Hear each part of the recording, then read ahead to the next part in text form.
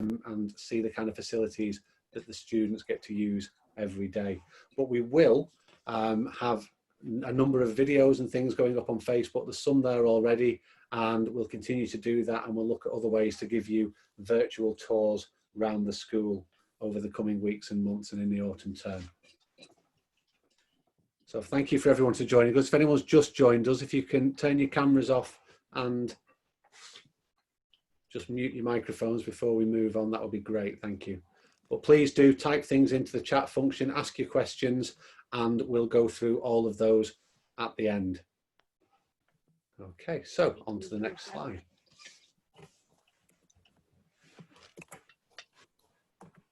So people often ask, what is my vision for the Queen Catherine School? Well, it's very, very simple. What I want, what we all want, are happy students. Students who feel safe, who feel cared for, and who achieve at the highest level and develop into well-rounded people, people who can succeed out there in the real world and be happy and confident in themselves. What we aim for is to develop the whole child, and you'll hear me use that phrase quite a few times tonight, the whole child. We want the children to feel safe, to feel supported, to achieve, and to develop. And that's covered in our values. So what you can see on the screen here is our proud to belong values. And we put this together probably about 4 years ago now, with input from staff, students, governors, parents, and we just came up with the values that we want for every member of our school community. So you'll see them around the school, you'll see them in our literature, they're part of our lessons, our assemblies, they're part of our ethos, and just in how we conduct ourselves day to day. When you've had a chance to look at them, I'm hoping you'll find that there's nothing there that you wouldn't want for your own child. So please, at some point, take a time to look through those. They're also linked to our reward system. Every child is a part of the reward system, and they get rewards for demonstrating those values. Whole child, told you I've mentioned that a few times. You can see on the screen here, Casey, Lily and Brianna at the Conway Residential. We make a real push for every student to know their children, every staff member to know the children that they're teaching. So I teach every child in year 7. I'll see you all once a fortnight for your accelerated reading lessons, and I'll listen to you read, we'll talk about the books, and that's my way to get to know you as an individual. Our whole staff structure is built around getting to know the children and making sure that the teachers and the other staff have the information they need to be able to support the children as individuals. We offer wraparound care for all of our children with a breakfast club that's open from 7:45 in the morning and an after school club in our library that's open until 4:30 every evening. It's a safe place where the children will be looked after, they'll be supervised, they can get on with doing any work, they can catch up with their friends, and unlike primary schools, it is completely free of charge. If I can just make a plea again for anyone new to joining us to turn their cameras off, that would be great. We are recording it and it will be going on our website. Thank you. We have a really vibrant and caring community within the school and a friendly atmosphere, and we put as much energy into the students' experiences outside the classroom as to what goes on within them. We understand the importance of the learning that goes on outside of lessons during social times, break times, lunch times, form times and assemblies. Also through our extracurricular opportunities. All of these opportunities and all of these developments are acknowledged in a culture where we celebrate our achievements and the achievements of others, where it's okay to be good at something and to be proud of that. The students take an active role in their community through the student council, through being prefects, librarians, house captains, fundraising. They are an important part of decision making and helping to direct the school. We have an excellent and well-trained pastoral and academic staff. We place a lot of emphasis on staff being continually developing and being supported to develop their skills. We're all learning all the time. Our reputation for this is well known, and we actually have a waiting list of staff who want to come and work here, which is a very envious position to be in. This progressive outlook is there to equip our students with the skills necessary for the future. That's what schools are for. To enable students to take their place in the world beyond school, a world that is changing more rapidly every day, and that's been more apparent than ever in the last few months. 65% of you students, you year 5s watching tonight, will go on to work in jobs that do not even exist today. Such is the nature of the world.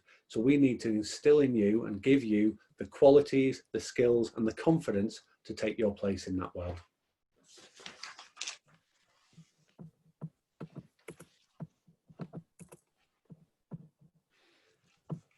Academic excellence is obviously a key part of schools as well. We want the students to leave with the best possible qualifications.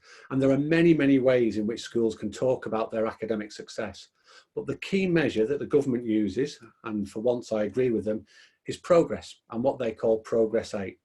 This is a measure of every child's progress during their time with us, how far they move from when they join us in year 7 to when they sit their GCSEs in year 11. Every year, we outperform national averages for our students' progress. They do better with us than they would do in other schools across the country. Now, this success doesn't happen by magic. Happy students who enjoy their learning excel. Teachers who know the students and have high expectations of them support that success. And alongside the inspirational teaching are the caring form tutors, the knowledgeable heads of year, the nurturing support staff, all of which are part of the student's journey and part of their success.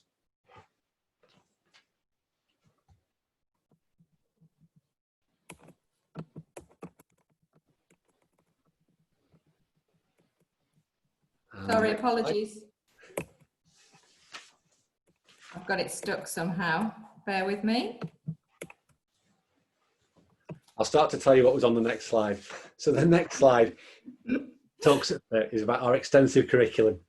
So we're committed to developing the whole child. I said I'd mentioned that a few times. And the way we do that is through a broad and balanced curriculum. In year 7, students learn in every subject area.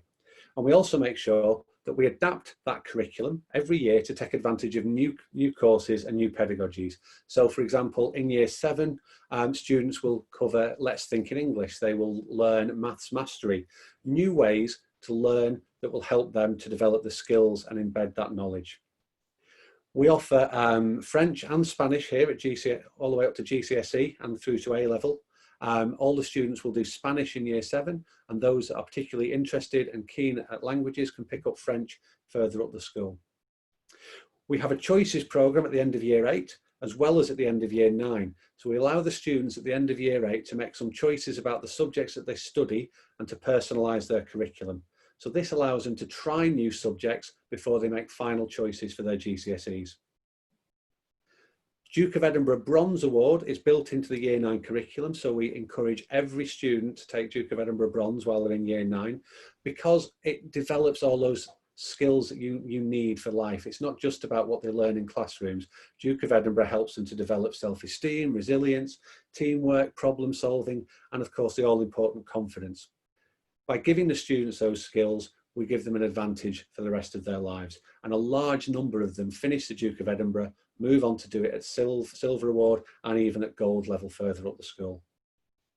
All students study at least 8 GCSEs, and many of them will complete more. We have many, many specialist staff and a dedicated student support centre where students who need additional help on a short-term or a long-term basis can access that help. We also have some very small groups of around 12 to 14 in a number of subjects in year 7 to help support those students who need it most.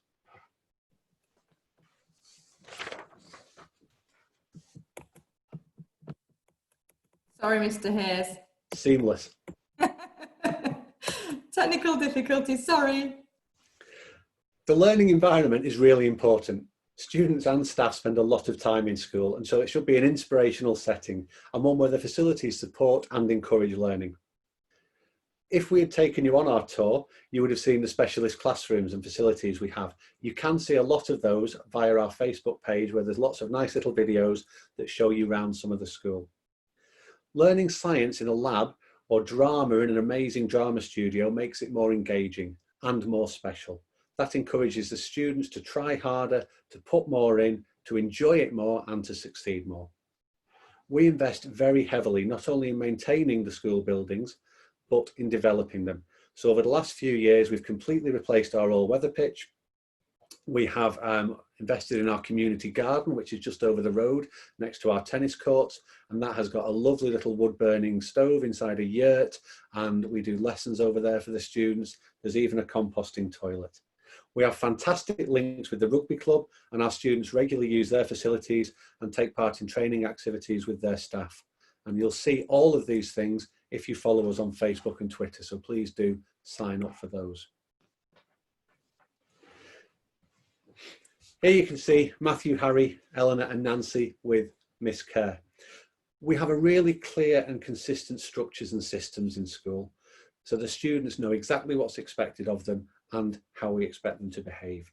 We have reward systems and obviously we have support for students from our pastoral system. Miss Kerr, who's on the screen there, is our specialist head of Year 7.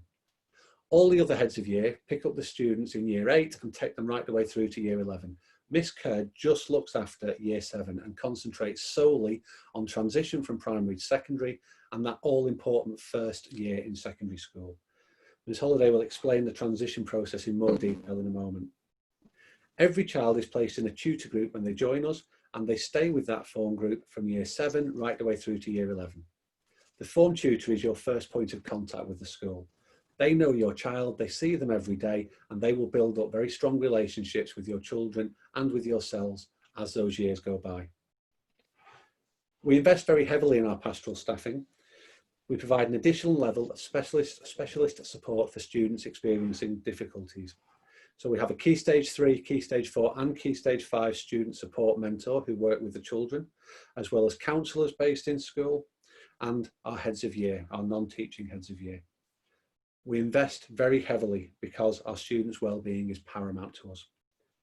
As I said before, children learn best when they're happy, and it's our job to support and guide them through the challenges that teenage life inevitably presents, and also to support you as parents.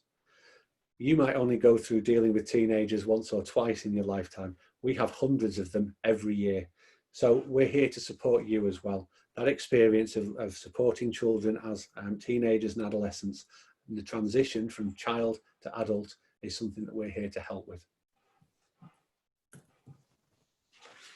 And finally from me, if we want to develop the whole child, we have to give opportunities.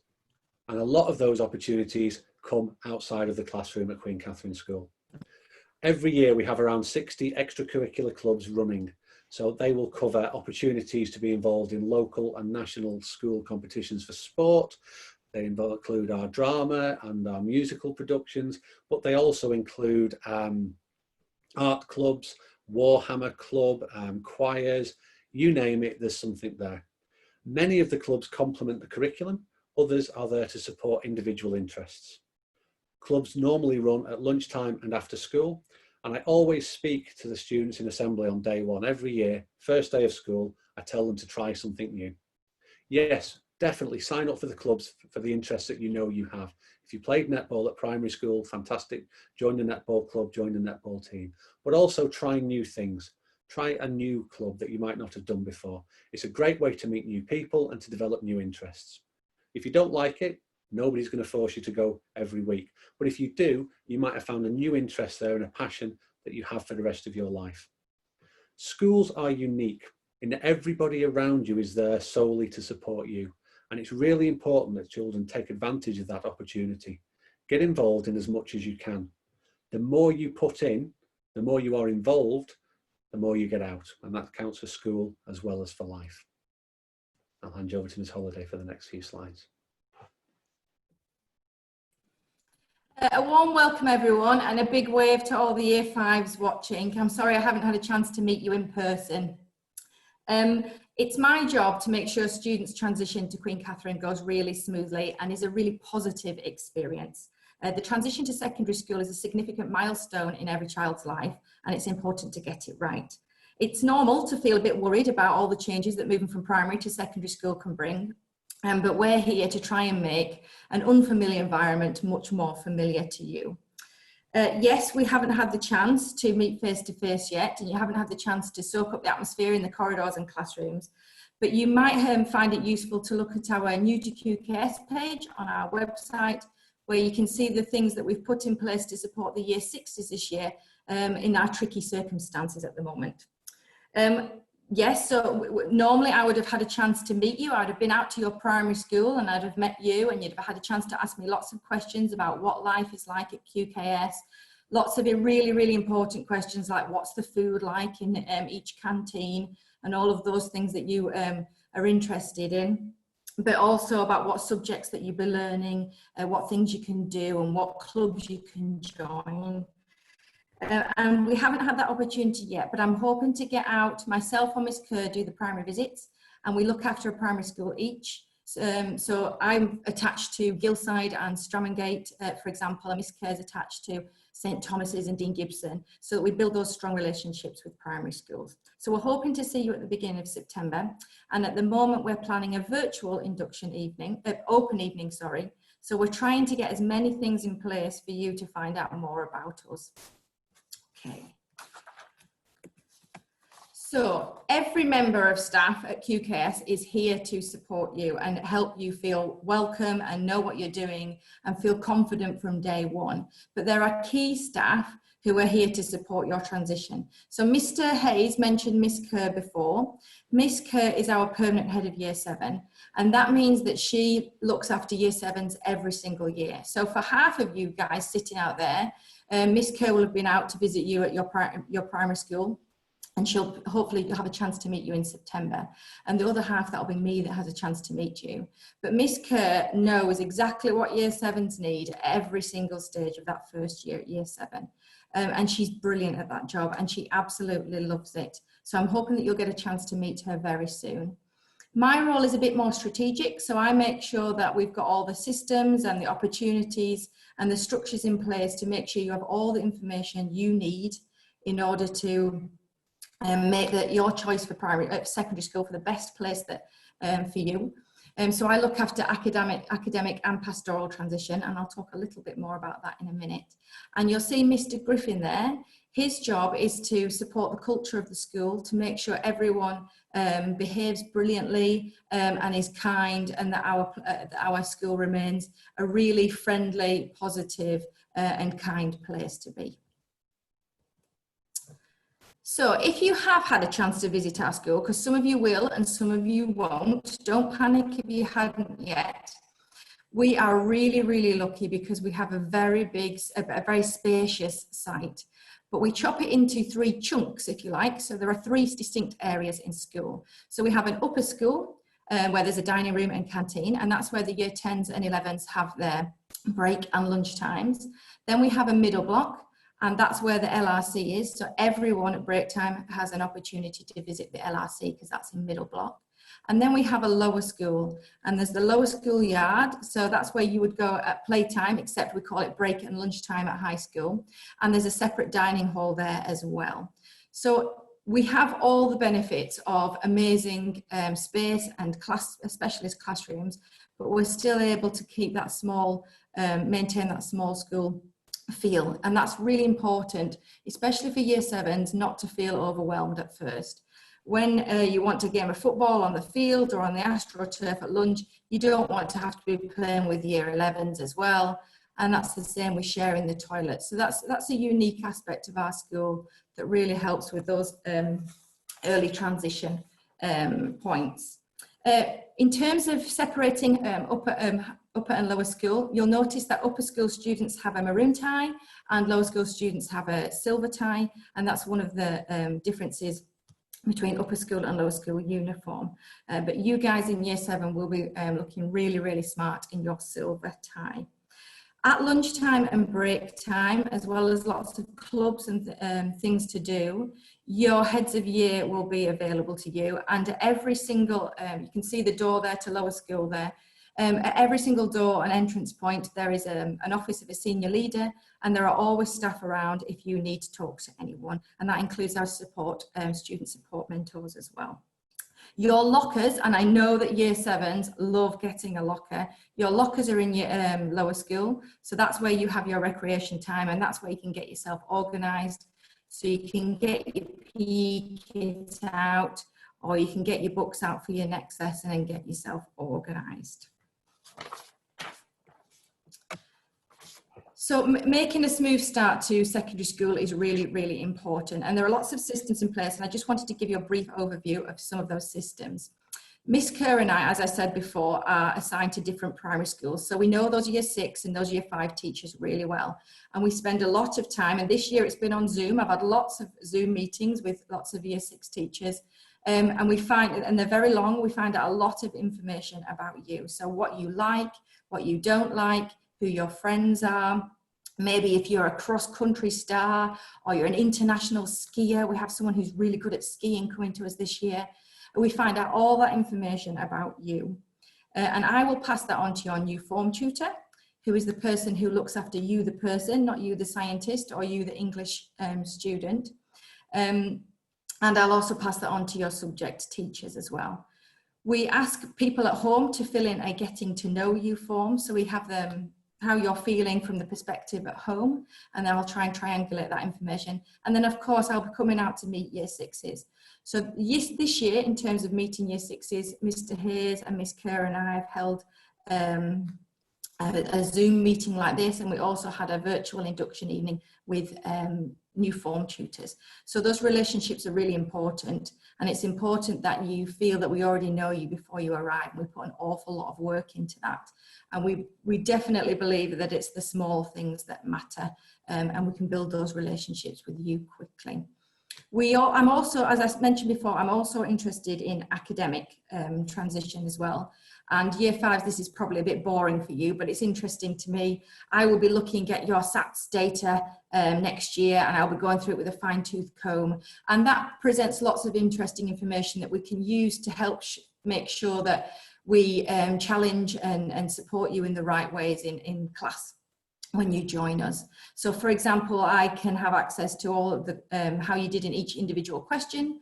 And what's interesting every year is that some students don't have time to finish the test. So it might be not be the case that you couldn't answer the questions, it's just maybe a timing issue. So I look at all of the detail of that, and I pass that on to teachers as well, so that we can make sure that you're happy in the classroom, as well as at breaks and lunch times when you're meeting all those new friends.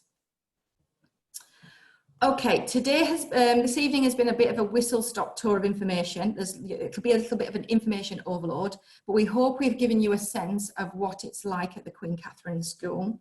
At the moment, we're planning for a virtual open evening, and that will be a page on our website with lots and lots of different videos and virtual tours. So there'll be a general video about the school, and I will force Mr. Hayes to present that for us. And then there'll be lots of different departmental videos, so you can find out what maths is like at secondary school, and what you'll be learning in textiles and passing your sewing machine driving license, and all of those exciting things that you'll be doing in year 7.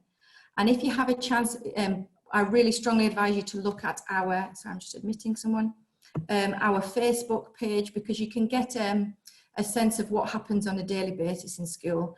And despite lockdown, all of our students and our community is sticking together, and you'll see lots of really lovely posts on there. I watched today a student playing a violin and was seriously impressed and very proud of our students and how resilient they are and how well they're coping in the current circumstances. Now I'm going to pass you back to Mr. Hayes. I'm hoping that you have all been able to or know where the chat function is. So if you can all find the chat function and look at the bottom of your screens and open that, please. And then I will read your questions to Mr. Hayes. So this is an opportunity, and it's not just people at home. It might be year 5s. You might have a question for Mr. Hayes or myself. So please ask as many questions as you can, and we'll try and answer those. Okay, Mr. Hayes, are you ready for the first question? Fire away. Okay, so people are asking different questions about specific primary schools. So there's a question about Old Hutton. Yes, we have links to every single primary school. Sorry, Mr. Hayes, I'm going to answer that one. So Miss Kerr would be going out to Old Hutton Primary School, and Miss Kerr also is linked to Heron Hill School. I've got a question here, Mr. Hayes, I'm going to pass this one on to you. Is there a bassoon teacher? Can you answer that one, Mr. Hayes? I think there is. What we have is we have peripatetic music teachers. So if you already play an instrument, or you are particularly keen to take one up, then as part of the sort of welcome pack we send out, there's a booking form for peripatetic teachers, and they will come in and teach the children one-to-one on specific instruments or singing, whatever it might be. We do currently have a bassoon player in the school orchestra, and I know that she has lessons with a bassoon teacher. So we don't have one of our own, but we do have access to a bassoon teacher, yes. Okay, next question, Mr. Hayes. What support is there for a child with dyslexia? So if your child has any additional needs, then as part of the transition again, and we'll make sure there's some sort of support open earlier than that as well, they would have a conversation with one of our SEN departments. So Mrs. Wade is our SENCO, she runs that department, and she would have a conversation with you about what specific needs your child has, how they are supported at primary school, how we can move that support forward as part of transition. And obviously when we talk to primary schools, they give us all that information as well. So they pass on any details of support or additional needs. So it's very much tailored to the needs of the individual child. We do have very small sets in year 7 for children who need additional support in a number of subjects. We also have a study skills centre if we need to give short-term or long-term support for individual subjects. Okay, next question. How many people might there be next year? That's a good question. We currently have around 190 per year group, seems to be our average sort of entry at the moment. So it's around that sort of number. So I know that some people come from very, very small primary schools where there's maybe only 30 people in the whole school. But as Ms. Holliday said, what you'll find is because we've got a nice big site, it never feels crowded. You always can find your friends, you know where to go. And the way I look at it is you get lots of extra opportunities because there are more people around. We can give you better facilities, and you're also more likely to find really great new friends as well. Okay, I've got a question from a year 5 student here. Can I do French first in year 7 because I've already started it? Everybody does Spanish, and we've done that because we have, I'm not sure how many different primary schools feed into us, probably 20 plus, and some do Spanish, some do German, some do French. They all do different languages. So what we did was we asked the children that we had, which language would you like to do? And overwhelmingly it came back as being Spanish. So we've made a move to Spanish for year 7. The kind of skills that you've learned in French will be useful because learning a language, whether it's French or Spanish, there's a lot of similarities in how you learn it. So they will be transferable skills, but you'll do Spanish in year 7, and then you'll be able to choose as one of your choices to pick up French as well later on if you wish. Next question is there a football club? Of course there's a football club. Yeah, we've got a football club for every year group, all right the way through to 6th form. And they play in not only the house competitions, so we have house football competitions alongside house rounders, house netball, house cross country, house tug of war, house decorating Easter egg. We have lots of different house competitions, but there is a football team for each year group as well.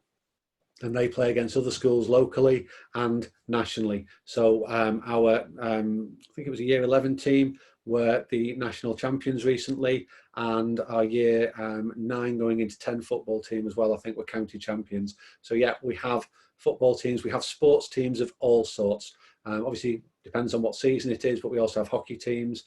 The netball team goes out and competes against other schools. Locally we have cross-country competitions which take place across the whole country. They went down to Kent the other year and competed down there. So there's lots and lots of different sport teams out there.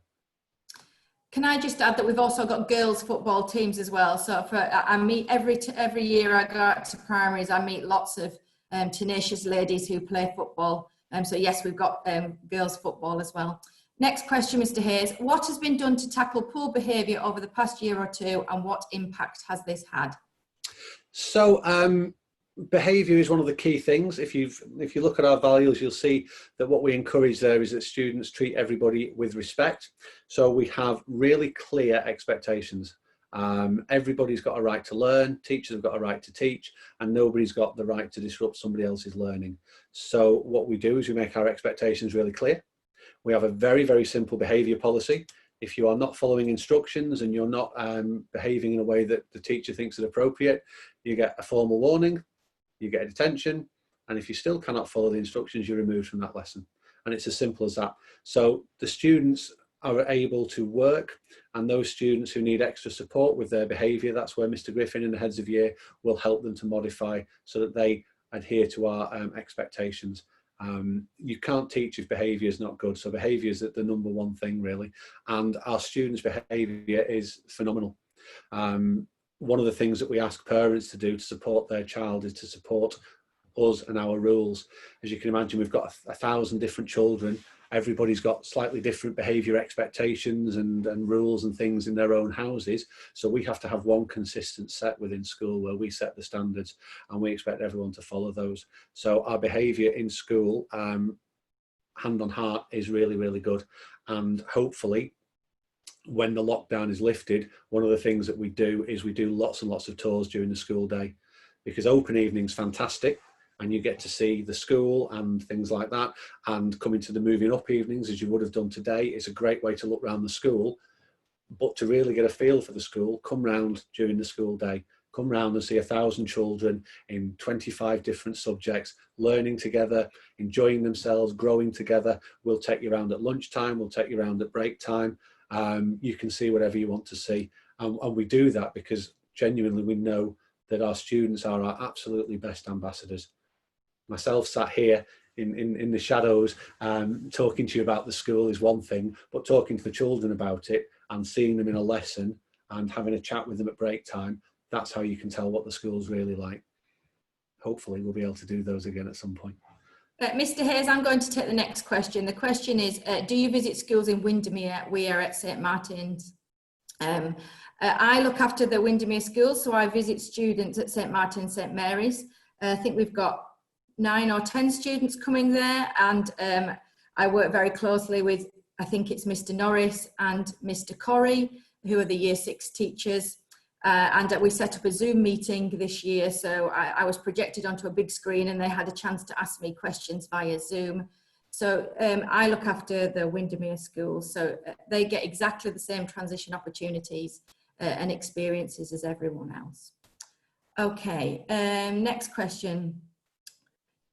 Do you think there's any possibility of a non-virtual open evening in September, or are you committed to virtual only? We would love to have a live open evening for all the reasons I've just given you. We have our students there doing the demonstrations in science, being the tour guides, and like I said, they're our best ambassador.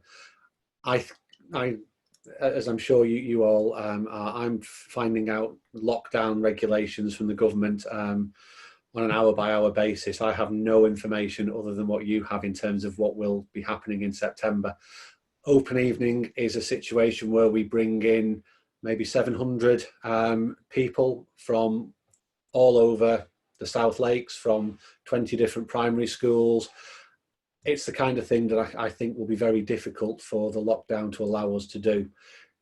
If we are allowed to hold one, then absolutely we'll do a live open evening, but we need to plan, and what we are doing is planning to have a virtual one. If we do have a live one, fantastic, we'll put the virtual one up on the website. You can have the best of both worlds, but I don't want to promise you something that we are then not able to deliver. So at the moment it's likely to be virtual. If we can do a live one, then we absolutely will. Okay, next question. What sports can you do? Football, rugby, both girls and boys, hockey, basketball, cricket, athletics, table tennis, trampolining, badminton, tennis, cross country, gymnastics, and we run gymnastics tournaments with the primary schools as well. Dodgeball, for house dodgeball. House dodgeball, that is a sight to behold. I've never seen such competitiveness. Yeah, all of those. We do house tug of war as well. Tennis, I said tennis, yeah. Sorry. Generation game, tennis. The tennis courts over the road from us are ours, so in the summer you'll see our students going across and they have their summer tennis lessons over on the tennis courts over there, proper tennis courts. I think that's all of them. Yeah, next question. What are class sizes on average? I think our class size on average is about 27 or 28.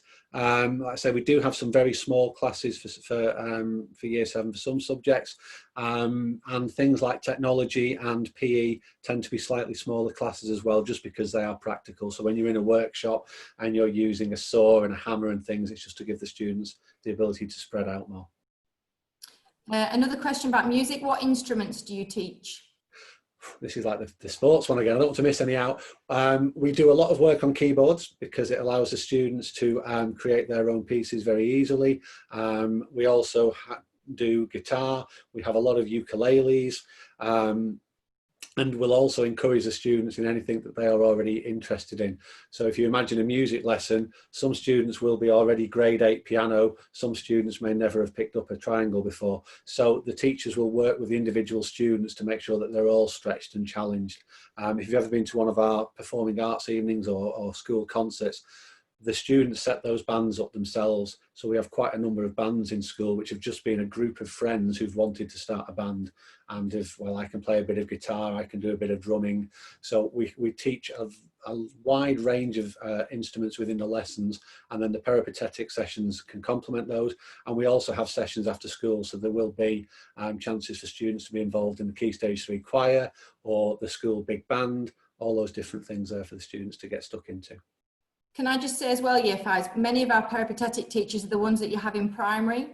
So there's often a very smooth transition there. You're just in a different learning space. Okay, next question. Will there be an opportunity to look around in person before we need to make our decisions? Hopefully, yes. And again, with all the proviso I gave before about COVID, I am hopeful. You have to make a decision by the 31st of October. So it's not long into year 6 when you have to fill that form in. So the process is every school will do their open evenings. We would then offer tours round, and we will do our very best to put those on. And I think my perspective would be that taking 2 or 3 people around on a tour is different from taking 700 people into the school. So I think the tours are more likely to be able to go ahead, but it's obviously subject to the lockdown. You have to then make your decision by the end of October, and your primary schools will make sure you have all the information for that. You submit them online, you say which schools you want to go to, and then the local authority keep them for a while, and then they will let you know on the 1st of March. So it's quite early on in the autumn term you have to make your decision, and then it's quite a while before you find out what they've done with that decision. So fingers crossed we can do some, fingers crossed we can do some live tours around, because like I said, they are the best way to get to see the school. And just to add to that, from the 2nd of March, you will receive our welcome card and letter, and then that's when transition begins. And we'll go out to visit year 6s when we know who's coming to us before their SATs. And then we have an induction evening and getting ready evenings, and lots of timely opportunities for students to familiarise themselves with school and school systems. I really would encourage everyone to have a look at the New to QKS page under the Parents tab, because that's got the Year 7 Parent Handbook, which is a really accessible document for you to learn about what life is like at QKS and all the systems. Okay, Mr. Hayes, your next question is, how long is each lesson? That's an easy one. So each day has 5 lessons, and each lesson is 1 hour long. So the structure of the day is that you come in the morning, you go straight to lesson 1, which starts at 8:50. You have lesson 1, lesson 2, then you have a 20-minute break, then lesson 3 and lesson 4. Then you have lunch, which is 50 minutes long. Then you go to tutorials, which are with your form tutor and your form tutor group, and then you have a final lesson 5. Now that's what happens on a Monday, Tuesday, Thursday, Friday. Wednesday is ever so slightly different. We don't have tutorial. We finish at 3 o'clock, so the students can go home at 3 o'clock, or they can go to the library to be looked after, and that's to allow for staff training every week. So you have 5 1-hour lessons each day. Can I just say, I've just put on the screen, this is a message for Year 5s watching. See if you can spot anyone that you know on the screen. That's all our current Year 7s in their first couple of weeks at school. Sorry, Mr. Hayes, next question.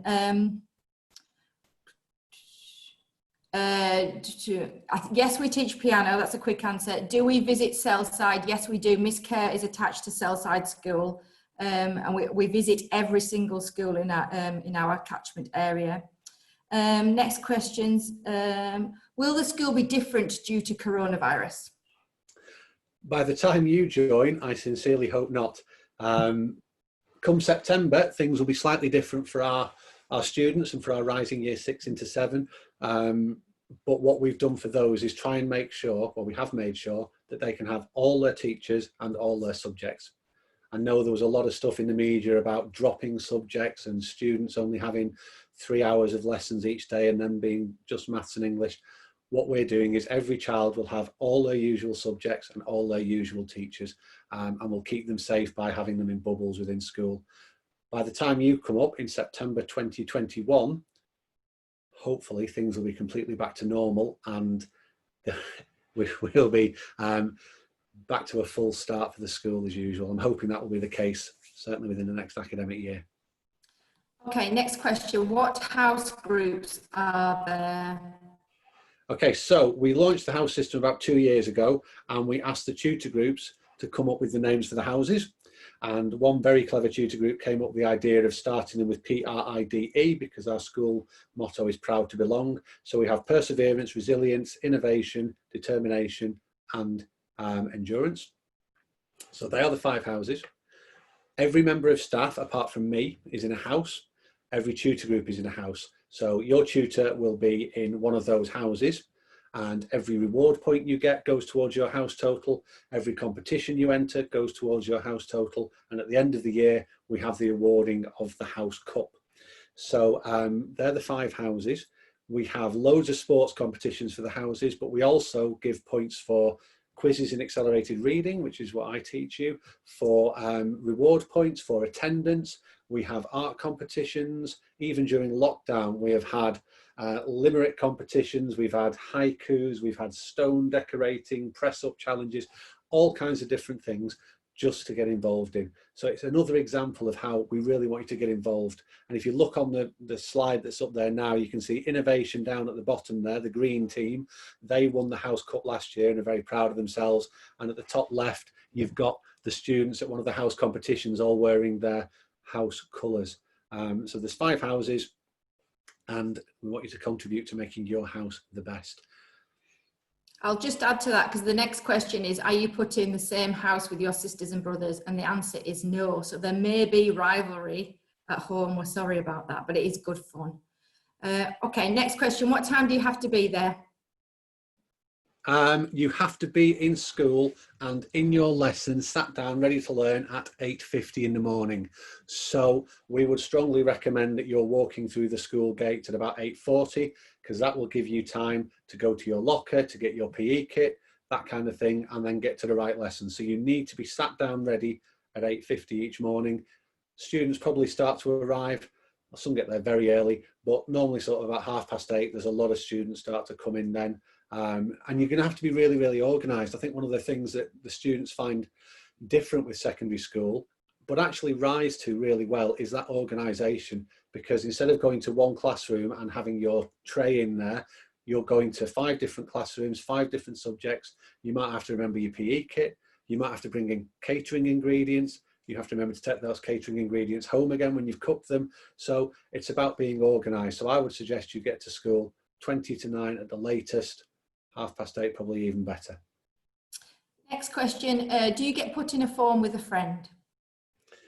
So Ms. Holiday spends all this summer term trying to make sure that everybody is in a form with somebody that they know. So the short answer is yes. And we do our very, very best to make sure that you are. Your form time, as I said before, is 20 minutes a day. So whilst form time is really important, and being part of that form is really important as well, you're only with them for 20 minutes a day. And on a Wednesday, we don't have form time. And on one other day, you'll be in an assembly with your form. Your teaching groups are different from your form classes. And that's a way to get to meet lots of new people. So what we do is we sort of get a balance. Yes, you'll be in a form with people that you know, and you'll probably be in classes with people that you know, but you'll also be able to find new people to be friends with, new friends with new interests and things like that. I'm just going to add to that, because another question is, what size are the form groups? And this year, our rising year 7, so the current year 6s, the average form group size is 24. So that's one question answered. Another question, Mr. Hayes, where do you go for swimming classes? We don't do swimming classes at secondary school. I know that at primary school there's a requirement that you all do swimming classes. That doesn't happen at secondary school. So whilst we have some exceptionally talented swimmers, and some people use swimming as part of their GCSE PE, we don't do swimming lessons as part of school PE. The next question is, what's the timeline for applications and decisions? Can I just answer that one? Mr. Hayes has already said that the deadline is the 31st of October and primary schools will help you with that. It is an online application. If you look at our Join Us tab on our website and then look at admissions, you will find all the information about our admissions process and deadlines on there. There's lots of really useful information on there for you. This is a good question, Mr. Hayes. How do you decide? Why I would interpret that as what's good about QKS? Me? I think you have to decide what's the best school for you and what is it that you want from a school. So for me, you know, what do we want from schools as a child, as a parent, as a teacher? Well, we want the students to get the best possible results. We want them to develop from children into young adults, and we want them to have as many opportunities as possible, and we want them to be looked after and cared for. And in my unbiased opinion, we do all of those things really, really well. Our children, I'll mention whole child again, our children leave as rounded people, and that to me is what schools are for.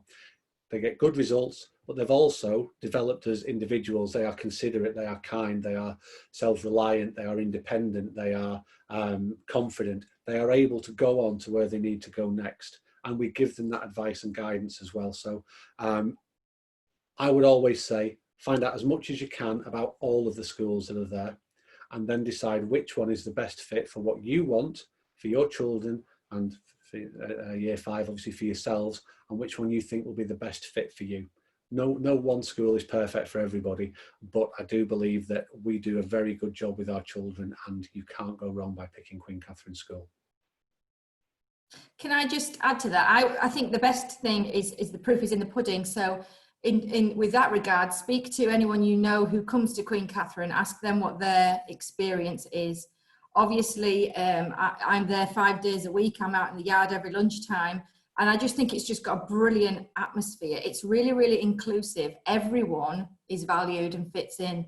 And that's what I find, that's what I'm, you know, it sounds cheesy, but that's what I'm so proud of for our students and our staff too. It's a lovely place to work. And it's a real privilege to work with the young people that we have at our school. And I think, I mean, I don't often throw this in, but my 2 children come to Queen Catherine School. And much as Queen Catherine is very important to me because it's my job, my children are more important, and I wouldn't have brought them to the school if I didn't think it was absolutely the best place for them. One of them's actually on that slide there. Okay, do you do dance for boys? Yes.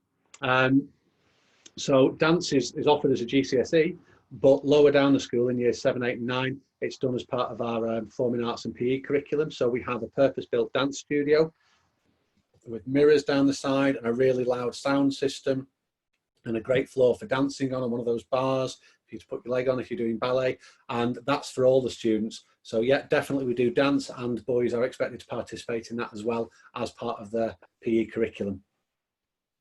I would just like to add, when I'm showing boys around and I show them in the dance studio, they're usually quite tentative and a little bit unsure about having dance lessons. And when I go around, because I do go around and see year 7s a lot in lessons at first to make sure everyone is happy, it's usually the year 7 boys who are enjoying the dance the most. So your first unit is to choreograph your own piece, and the theme is superheroes, which it's just brilliant.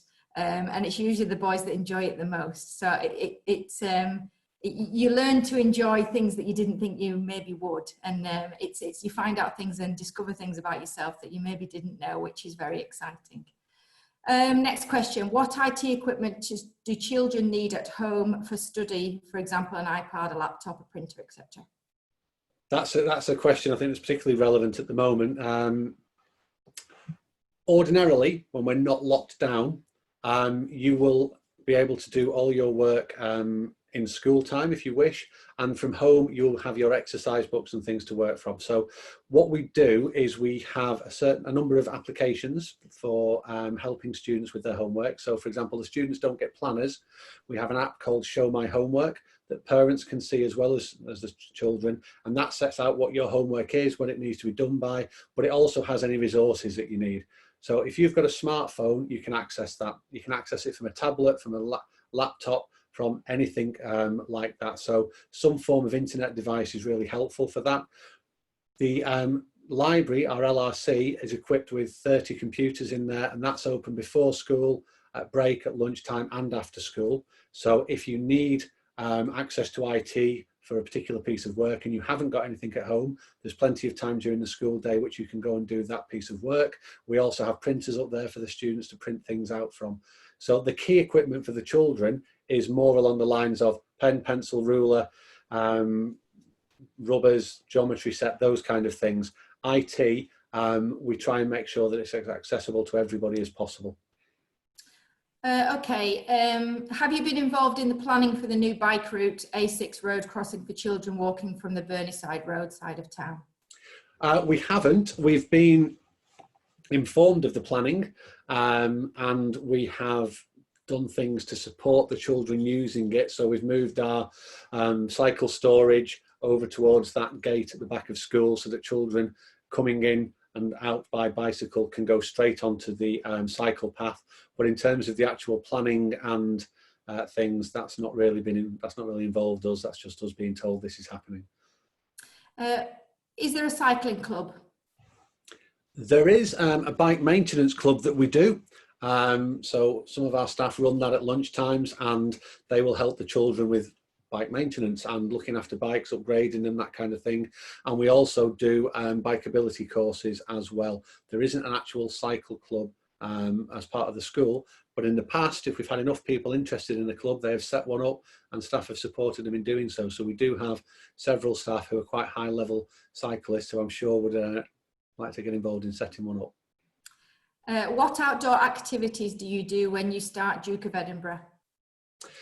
So you start with practice expeditions, where you do an overnight walk that's supervised. You stay in your tents, you cook your food over a little stove, and the Duke of Edinburgh is a one-night overnight stay, so they go somewhere relatively local, and you work your way up. The Gold DofE, I think, have to do a 3 or 4 night stay in a tent, and last year they went up and stayed somewhere up in Scotland, canoeing for part of it and staying on islands.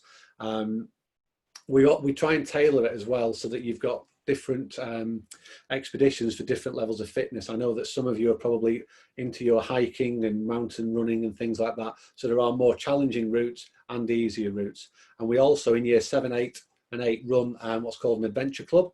So we have a member of staff who runs that, and they do those things earlier on. So they will go out and go gill scrambling and potholing and things lower down the school. So if you can't wait to year 9 to get involved in your DofE, then you can get involved in other things earlier on to get that excitement.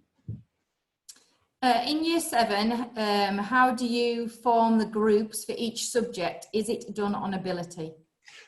No, the only subjects that teach by ability are maths. All the other subjects are mixed ability, and they're put together to try and make sure there's a good mix in there, so that we have students in there that you might well know, but they are mixed ability. So the only sets are in maths.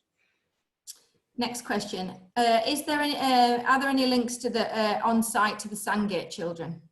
Yes, so Sandgate, they share a lot of our facilities. They've got their own building within school, which is set up for them, but they use our upper school dining room. They also use our PE rooms and some of our science labs. They come out and play on our playgrounds. So there's a group of lads there at the moment who come out and play football every dinner time from Sandgate. And we also do joint projects every year with Sandgate School. So they tend to be arts type projects, but if you've been around the school, you'll see the slate memorials around the front of school that are reflecting the flooding during Storm Desmond. They were created by our students working with Sandgate students. So yeah, there are links there. Next question: what was the school's reaction to last year's climate strikes? Okay. Well, we are not allowed to authorise students to be out of school for climate strikes, which immediately caused us to have some thinking. So what we did was we arranged lots and lots of in-school activities. If students got permission from their parents, some of them went out over dinner time and staged their climate strike in the town centre, and we supported them to do that. But we also ran within school a lot of different awareness raising sessions. We have an eco club that have got their own base in school. They've got their own classroom, and they did a lot of work to raise awareness on that. I was looking at my calendar, and on Thursday of this week, it should have been Activity Day. Now, last year we turned Activity Day into Eco Day, and for the whole day, every child in school spent 5 hours doing various different environmental projects. We had guest speakers coming in, we did work over in the community gardens, so we did a lot of stuff there to raise awareness on that. There are eco displays up around the school, and the school council have been working very hard to find ways to make our school a greener place to be. So I meet with the school council and I meet with the eco club, and we talk about the different things that they think we could try and work on, and then we go about putting as many of those in place as possible. So we're reducing the use of plastic in school. We've got more recycling for plastics around the place. We've obviously moved the bike racks to try and encourage more students to come in by bike. We're insulating the building more to make sure that we use as little energy as possible to keep the place warm. So there's quite a lot of environmental awareness there, and the Eco Club is growing all the time. So if that's something that you're interested in, they meet every Thursday in their Eco Hub, and they do a lot of good work from there. Next question, how many Year 7 forms are there? Depends on the size of the year group. So next year, Mrs. Holiday, there are 7. I was going to say 7. And there's currently 8 in the current Year 7. So it just depends on how many students are in each year group. Okay, next question. Is there a gymnastics club? A short answer to that is yes. And Miss Jones, one of our PE teachers, she's a gymnastics specialist. And you might remember when you were in Key Stage 1 that you came to our gymnastics festival and had a show from some of our amazing students and took part in a gymnastics festival and competed yourself. So yes, gymnastics is part of our PE offer as well. Can I also answer the next question, Mr. Hayes? So the question is, will twins be separated or kept together? So in our current Year 7, we have 2 sets of twins, identical boys, both of them, and their parents both asked me last year to keep them together in form groups, so we did, and they're in Perseverance, my house, so obviously that's the best house, but it depends entirely on what parents want.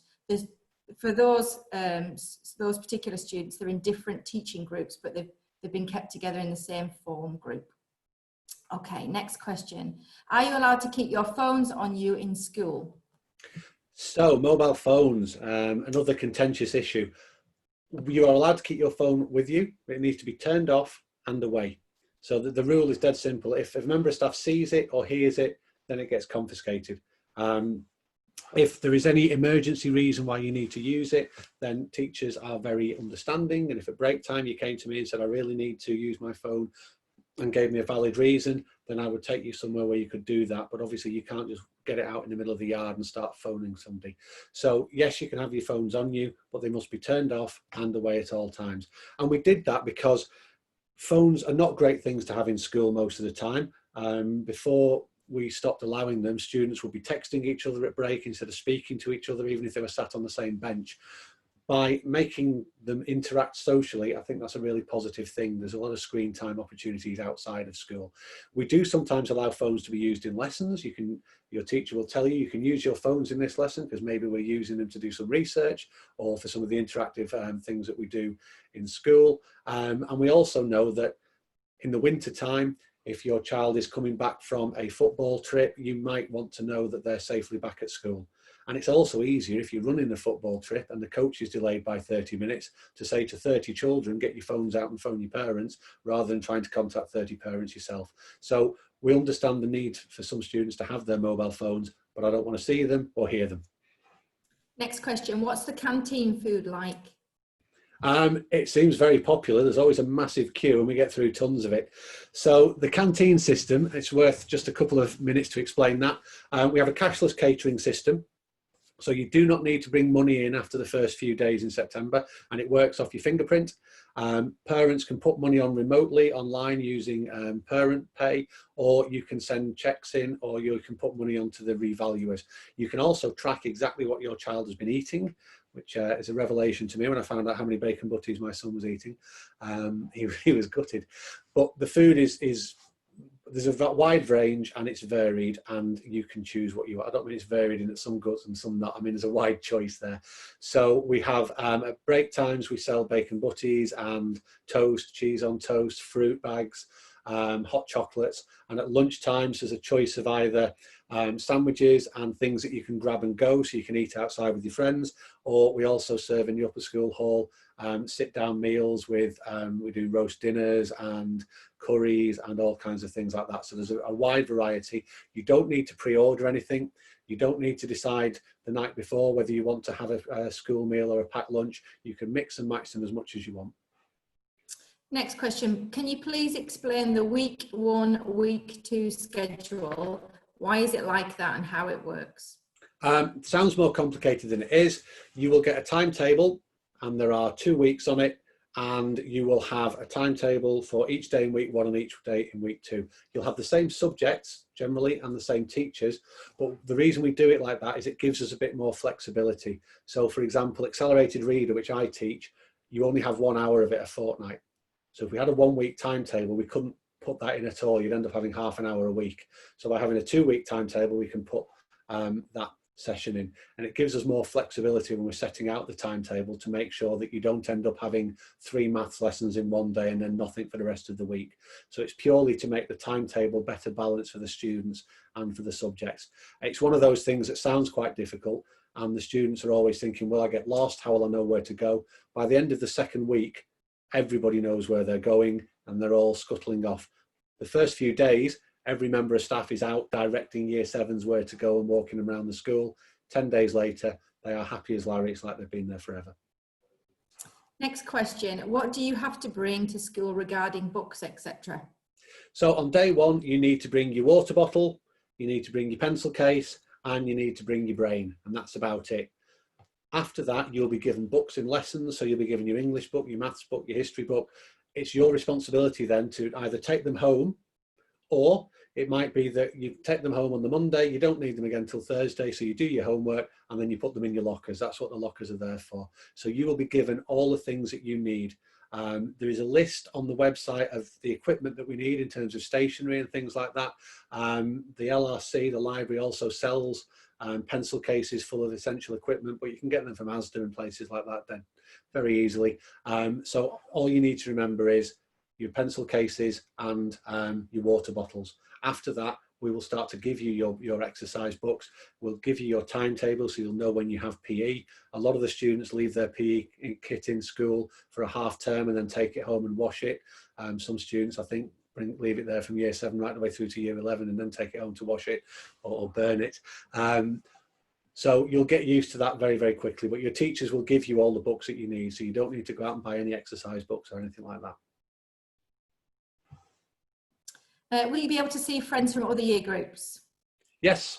So as Miss Holliday said, we do have a lower school and upper school yard, but on the lower school yard, year 7, 8 and 9 are all there. They tend to sort of find their own areas and settle into their own areas, but absolutely, if your best mate or your brother is in a different year group in year 7, 8 or 9, you can go and have a chat with them. And actually what's nice is next year's year 8 and 9 will be looking for the year 7s that they know to come and find them and say hello and welcome them and make sure that they're settling in. And we do deliberately keep 7, 8 and 9 together because the older students not only are role models, but they're also really good at looking after the younger ones and helping them find where to go and how to line up for places and things like that. So it's just changed. Are pupils allowed to carry the phones around with them at school during the day? Turned off, out of sight. Yes, you'll find the blazers, the school blazers are incredible. They're like Swiss Army knives. They've got about 45 different pockets. So there are at least 2 different zip-up pockets that the students can have things in out the way. But as I said before, phones, don't see, don't hear. There's a question here. In what year group do other subjects get setted? So we teach mixed ability in most subjects throughout the school. The only ones that we set are maths, as I said before, and then science will end up setting when they start to do their GCSEs. And the reason they do that is because they have a higher and a foundation tier for GCSE exams. So they will teach separate things in different groups. And also science do triple science for some students in years 10 and 11. So the vast majority of subjects are mixed ability throughout the school. Penultimate question, where do you keep the key for your locker? In one of those many, many pockets on your blazers. You need to bring a padlock in, and it needs to be not a huge one that you would use to anchor a ship with, and not one of those tiny weeny ones that you get on suitcases, but just a sort of standard sized padlock, and then you keep the key and you keep it safe. Mum says tea is going to be 25 minutes. Sorry, I'm being interrupted by my darling daughter who's on the photograph there. So the padlocks you bring in yourself, get yourself a key ring. We even make key rings often on open evening, and you just keep it yourself. Do not lose your key, because every year we have a set of bolt cutters and we end up having to go around and cut off people's padlocks because they've lost their keys. So I would suggest that you keep a spare one somewhere safe at home. Last question, how strict is your uniform policy and how much does it cost? Our uniform policy is very strictly adhered to. And you know, we make no bones about that. You wear the correct attire for what you are doing. So this is not how I dress on a weekend. And if I'm working on a building site, I have to have my hard hat and my steel toe cap boots on. So you dress appropriately for what you're doing. So in school, our uniform code is very clear. It's on the website, and we've even put examples of these are okay, these are not, because I know that some shops take great delight in trying to sell black trainers as school shoes. Shoes are shoes, they're not trainers. So it's really clear, and we make sure that students are aware of it, and we check it regularly. But it's not a draconian thing. It's, you know, if you've ripped your shoes, we don't expect you to magically get new ones for the next day, and there's not horrendous punishments if you haven't. We have conversations with students. Okay, what's happened with your shoes? They got soaking wet last night, I'm drying them out. Okay, so you'll be back in them tomorrow, and we'll issue a uniform card. So if you know that your child's not in uniform for a particular reason, send them in with a note. We'll give them a uniform card, and then whenever a member of staff asks them about it, they can show that they've already had that dealt with. How much does it cost? We've worked really hard to keep it down. So one of the first things I did when I started was to get 2 uniform suppliers in. So Identity and Coniston Corporate, who are both on our website, they provide the blazers, and they are quite cutthroat in how they try and undersell each other. So that's worked really well for the parents. They will have special deals on for new starters as well, where if you buy a blazer, you get a tie for free. The only things you need to buy from them are blazers, ties, and the school skirt. So if you're going to wear a skirt, there's a particular school skirt to buy. Everything else, if you want to wear trousers, shirts, anything else, get from Matalan, from Asda, from Marks and Spencer's, from wherever you want, because we want to keep the price down as low as we can. So by all means, you can get those things from the uniform suppliers, but the only things you have to get from them: blazer, tie, school skirt. And if you don't want to wear a skirt, if you want to wear trousers, that's absolutely fine. There's something else I was going to say. The PE kit comes from Kendall Sports in town. And again, if you go in with your child, the chap who works there is fantastic. Just tell me what a QKS kit, and he'll walk them round, size them up by eye, give you everything you need, and it's all then sorted in one nice, easy visit there. So we have a school jumper as well. I'm not sure if any of the children in the pictures, yes, so some of the students in the pictures have got the jumpers on. They are optional. So about 50% of the children have a V-neck jumper, about 50% don't. The blazers are compulsory, the ties are compulsory, the jumpers, it's entirely up to you. That's it for questions, Mr. Hayes. Okay. Thank you very much to everybody for coming. We will obviously put this hopefully on the website. A lot of the questions that you've asked tonight have obviously been answered. If you have any other questions, the school website has got loads of information on there. It's got links to other places, it's got information about the uniform, about suppliers, about stationery, about timetable. Everything you need is really on that website. When we come back in September, we'll be in touch with you all again through your primary schools to let you know about virtual or live open evenings and how they will work. And I'll just end by saying, please do follow us on Twitter and Facebook, 'cause it's the best way to keep up to speed with everything. Thank you very much for joining us, and I hope you all have a great summer. I'll see you soon, year fives, when you're all year sixes.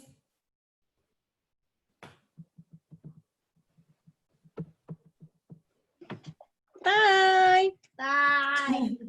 Bye. Oh, sorry. Bye. Bye-bye. See you soon. Bye. Bye. Sorry, my cursor keeps moving. Bye.